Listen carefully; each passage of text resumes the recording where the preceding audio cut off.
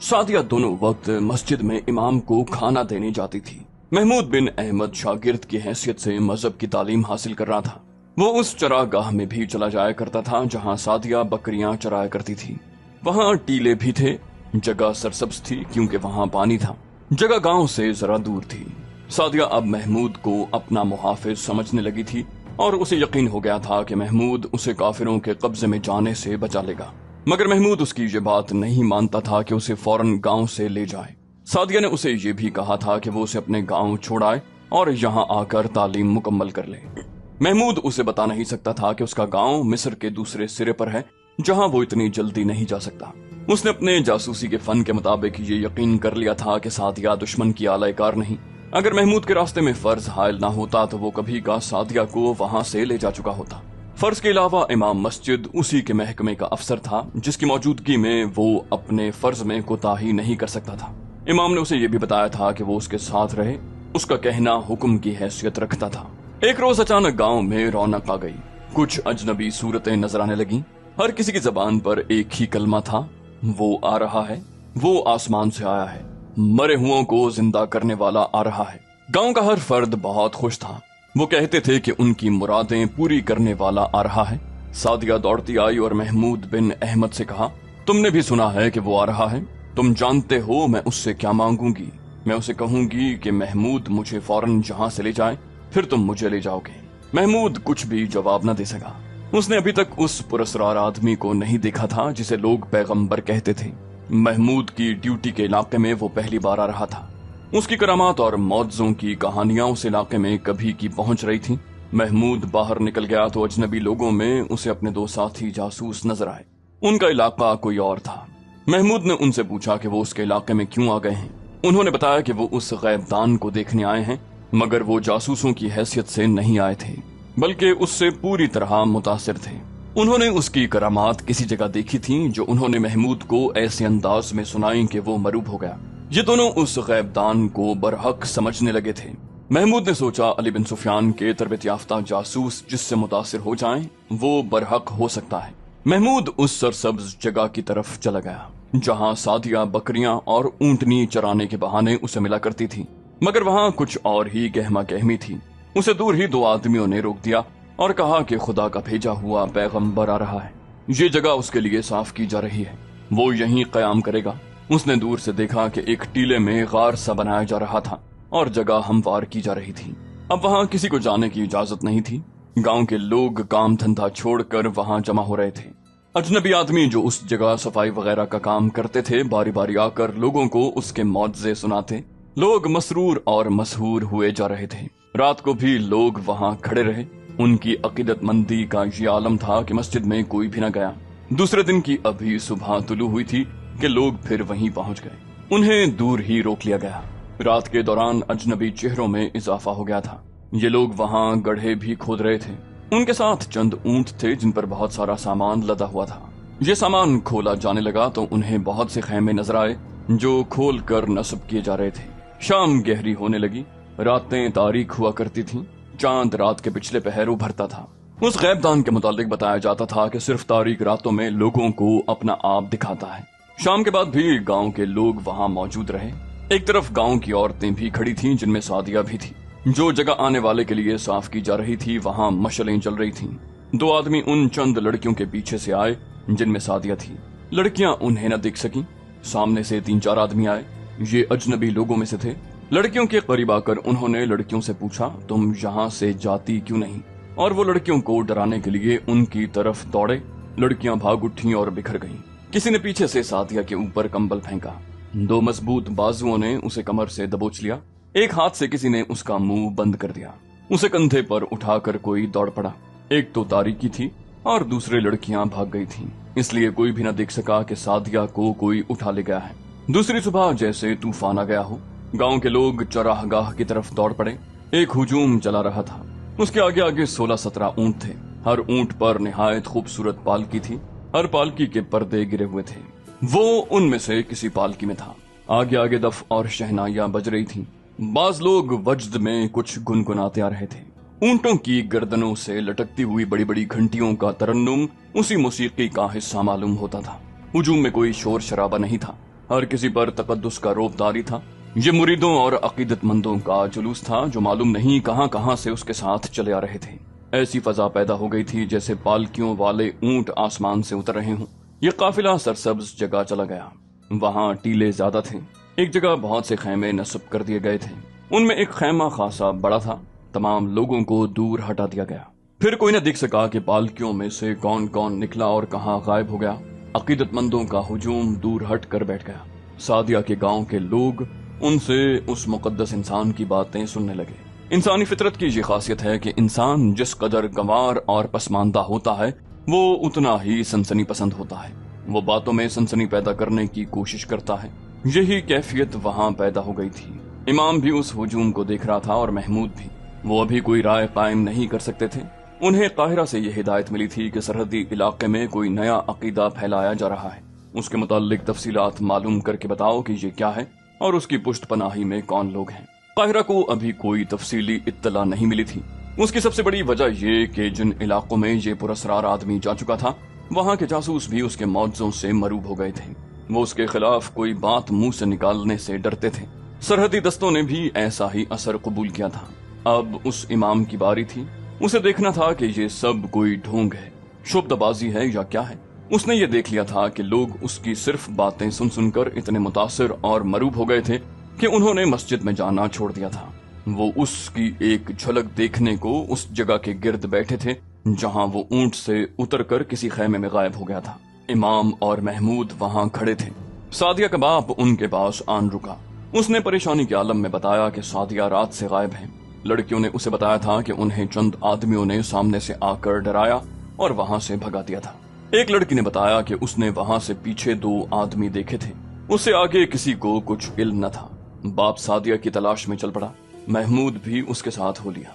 वहां उसे सादिया कहां से मिल सकती थी, मगर वो बाप था। बेचैनी से इधर उधर घूमने फिरने लगा। महमूद उसके साथ रहा। उन्हें एक अजनबी ने रोक लिया और पूछा, क्या तुम लोग किसी को ढूंढ रहे हो?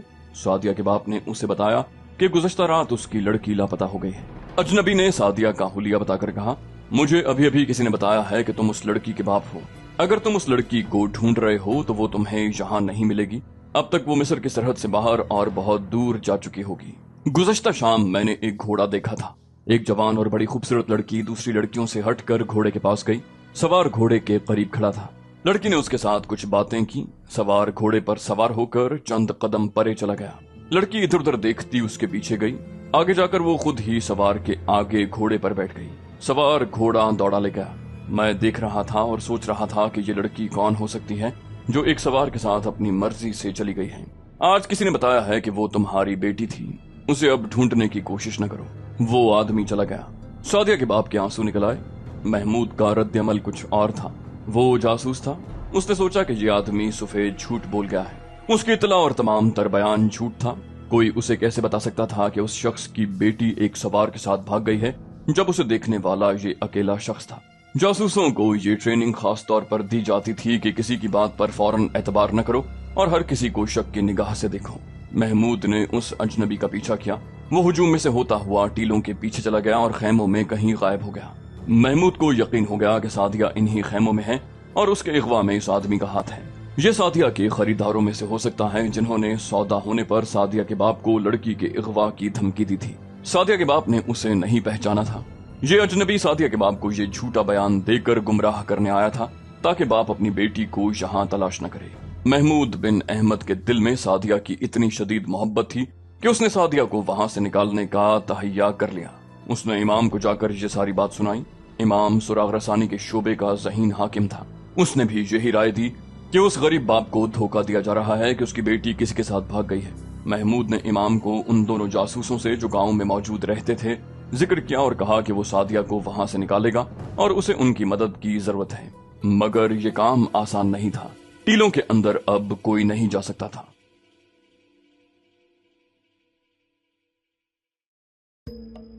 नूरुद्दीन जंगी ने करक के मुहासरे में अपनी फौज लगा दी थी और कला तोड़ने के तरीके सोच रहा था। उसने पहले ही रोज अपने कमांडरों से कह दिया था कि जो कला सलाहुद्दीन अय्यूबी सर नहीं कर सका वो तुम भी आसानी से सर नहीं कर सकोगे। सलाहुद्दीन तो नामुमकिन को मुमकिन कर दिखाने वाला आदमी था। सुल्तान अय्यूबी ने उसे तफसील से बता दिया था کہ यहाँ कौन कौन से तरीके आजमा चुका है। ये भी बताया था कि किले के अंदर क्या क्या है, रसद और जानवर कहाँ हैं और आबादी किस तरफ है। उसे ये मालूमात जासूसों ने दी थी। वो अंदर आग फेंकना चाहता था मगर उसकी मंजनीकें छोटी थीं। इसके अलावा सलीबियों के पास बड़ी कमानें थीं जिनके तीर बहुत दूर तक चले जाते थे। ये तीर मंजनीकों को करीब आने नहीं देते थे, इसीलिए किले के दरवाजे पर भी आग नहीं फेंकी जा सकती थी। मुजाहिदीन कहीं से किले की दीवार तोड़ने की कोशिश करते थे तो ऊपर से सलीबी जलती हुई लकड़ियों और दहकते कोयलों के ड्रम उंडेल देते। नूरुद्दीन जंगी ने अपने नायबीन का इजलास बुलाकर उन्हें कहा, सलाहुद्दीन अय्यूबी ने मुझे कहा था कि वो बड़ी मंजनीके बनवाकर अंदर आग फेंक सकता है, लेकिन अंदर मुसलमानों की आबादी भी है। अगर एक भी मुसलमान जल गया तो ये सारी उम्र का पछतावा होगा। मैं अब अय्यूबी की सोच के खिलाफ फैसला कर रहा हूँ। मैंने इतनी बड़ी मंजनीके बनाने का इंतजाम कर लिया है जिनकी फेंकी हुई आग और वजनी पत्थर दूर तक जा सकेंगे। आपको ये हकीकत कबूल करनी पड़ेगी कि आपकी फेंकी हुई आग से अंदर चंद एक मुसलमानों को भी नुकसान पहुंचेगा। मेरे दोस्तों, अगर तुम अंदर के मुसलमानों की हालत जानते हो तो कहोगे कि वो मर ही जाएं तो अच्छा है। वहाँ किसी मुसलमान की इज्जत महफूज नहीं। मुसलमान बच्चियां सलीबियों के पास हैं और मर्द खुले कैद खाने में पड़े बेगार कर रहे हैं। वो तो दुआएं मांग रहे होंगे कि खुदा उन्हें मौत दे दे। आपका मुहासरा जिस कदर लंबा होता जाएगा, अंदर के मुसलमानों की अजियत भी उसी कदर ज्यादा और अजियतों की मुद्दत लंबी होती जाएगी। और फिर ये जरूरी तो नहीं कि हर एक मुसलमान जल मरेगा। अगर चंद एक मर गए तो हमें ये कुर्बानी देनी ही पड़ेगी। आप भी तो मरने के लिए आए हैं। इस्लाम को जिंदा रखना है तो हम में से कई एक को जानें कुर्बान करनी होंगी। मैं आपको ये इत्तला इसलिए दे रहा हूँ कि आप में से मुझ पर कोई ये इल्जाम आयद न करे कि मैंने एक कला सर करने के लिए बेगुनाह मुसलमानों को जला दिया है। एक सलार ने कहा, हम में से कोई भी ऐसा नहीं सोचेगा। हम यहाँ अपनी बादशाही कायम करने नहीं आए। फलस्तीन मुसलमानों का है। हम यहाँ अपने रसूल सल्लल्लाहु अलैहि वसल्लम की बादशाही बहाल करने आए हैं। क़िबला अव्वल हमारे सलीबियों और यहूदियों का नहीं। एक और ने कहा, हम यहूदियों के इस दावे को कभी तस्लीम नहीं कर सकते कि फलस्तीन यहूदियों का वतन है। हम सब जल मरने के लिए तैयार हैं। हम अपने बच्चों को भी कुर्बान करने के लिए तैयार हैं। नूरुद्दीन जंगी के होंठों पर ऐसी मुस्कुराहट आ गई जिसमें मुसरत नहीं थी। उसने कहा, तुम जानते ही होगे कि फलस्तीन को अपना वतन बनाने के लिए यहूदी किस मैदान में लड़ रहे हैं। उन्होंने अपनी दौलत और अपनी बेटियों की इस्मत सलीबियों के हवाले कर दी है और उन्हें हमारे खिलाफ लड़ा रहे हैं। अपनी दौलत और अपनी लड़कियों के ही जरिए हमारी सफों में गद्दार पैदा कर रहे हैं। उनका सबसे बड़ा निशाना सलाहुद्दीन अय्यूबी और मिस्र है। मिस्र के बड़े बड़े शहर में फाहिशा औरतों की तादाद बढ़ती जा रही है। ये सब यहूदी औरतें हैं।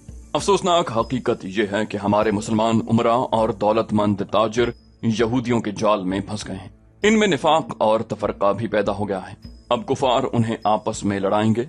अगर हम होश में न आए तो यहूदी एक न एक दिन फलस्तीन को अपना वतन बनाकर क़िबला अव्वल को अपनी इबादत गाह बना लेंगे और मुसलमान मुमलिकतें आपस में लड़ती रहेंगी।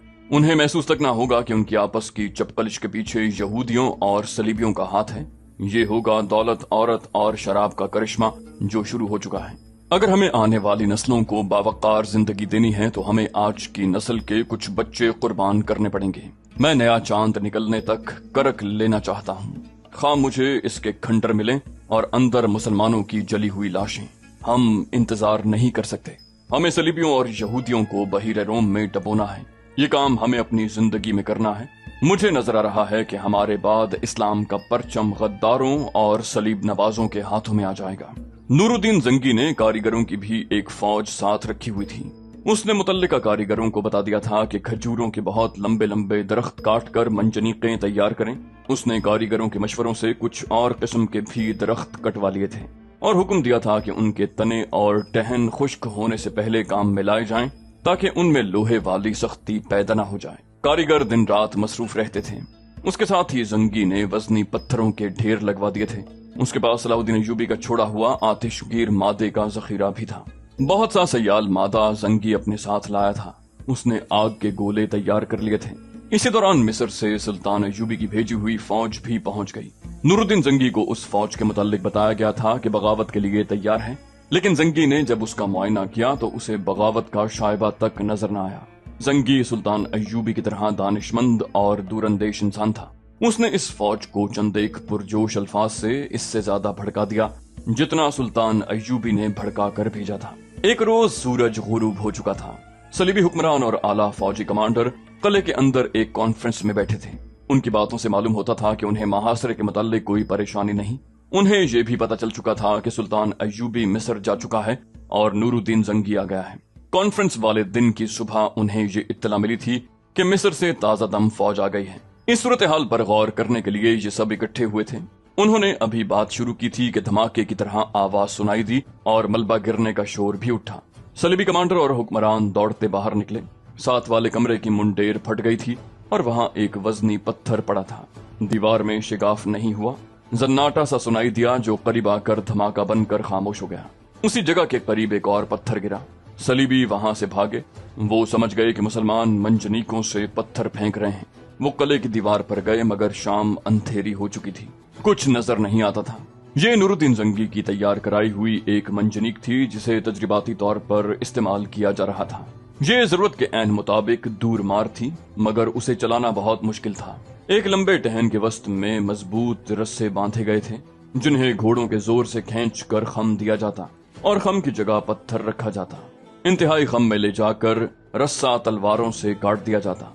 इस तरीके से नुकसान ये होता था कि रस्सा कट जाता और उसे गांठ देकर दोबारा इस्तेमाल के लिए तैयार किया जाता था। दूसरी तकलीफ ये होती थी कि जब 8 घोड़ों का खिंचा हुआ रस्सा कटता तो घोड़े दूर आगे को इस तरह चले जाते जैसे किसी बेपनाह कुव्वत ने धक्का दिया हो। 2-3 बार यूं हुआ कि 2 घोड़े आगे जाकर घुटनों के बल गिर पड़े और पिछले घोड़े उनके ऊपर गिरे। 2 सवार ऐसे जख्मी हुए कि महास के काबिल न रहे। जंगी ने फिर भी आधी रात के बाद तक ये अमल जारी रखा, जिससे ये नुकसान हुआ कि सलीबियों के हेडक्वार्टर की 2 छतें गिर पड़ी और चंद एक कमरों की दीवारों में लंबे चौड़े शिगाफ पड़ गए। ये नुकसान कुछ ज्यादा तो नहीं था लेकिन सलीबियों की हौसला शिकनी की सूरत पैदा हो गई थी। चंद एक दीवारों के शिगाफों ने हेडक्वार्टर के मुहाफिजों और दीगर अमले को वहां से भगा दिया और सुबह तक इस दूर की पहली बमबारी की दहशतनाक खबर सारे शहर में फैल गई। मगर आधी रात के बाद नूरुद्दीन जंगी की पहली दूरमार मंजनीक बेकार हो गई। पत्थर फेंकने वाला हिस्सा जिसे खम दिया जाता था ज्यादा इस्तेमाल से या ज्यादा जोर देने से टूट गया। आखिरी पत्थर किले के अंदर जाने की बजाय दीवार के बाहर लगा। जंगी ने अगला पत्थर फेंकने से रोक दिया, ताहम ये तजुर्बा नाकाम नहीं था। कारीगरों में 2 खास तौर पर दानिशमंद थे। उन्होंने बुनियादी उसूल देख लिया था। इस उसूल पर उन्हें कामयाब दूरमार मंजनीक तैयार करनी थी। उन्होंने उस पर गौर करना शुरू कर दिया कि रस्से काटे बगैर पत्थर निकले और अगर रस्से काटने ही पड़े तो घोड़े उससे पहले तने हुए रस्सों से आजाद कर दिए जाया करें। नूरुद्दीन जंगी ने उन्हें कहा कि वो जो कुछ भी करें वक्त जाया किए बगैर करें, दिन रात सोचें और काम करें। उन्होंने काम शुरू कर दिया। उसके साथ ही जंगी ने तीर कमान बनाने वाले कारीगरों से कहा कि वो दूर मार कमानें तैयार करें। उसने अपने कमांडरों से कहा कि अपने दस्तों में से गैर मामूली तौर पर ताकतवर सिपाही अलग कर लें जो बड़ी कमानों से तीर फेंक सकें।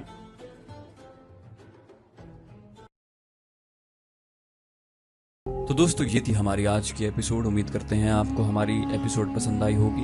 जाने से पहले इस वीडियो को लाइक, शेयर और कमेंट करना मत भूलिए। और अगर आप हमारे चैनल पर नए हैं तो इसे सब्सक्राइब कीजिए और बेल आइकन पर क्लिक कीजिए ताकि आपको तमाम वीडियोस फौरन मिलती रहें। अगली वीडियो तक के लिए अपना ख्याल रखिए। अल्लाह हाफिज।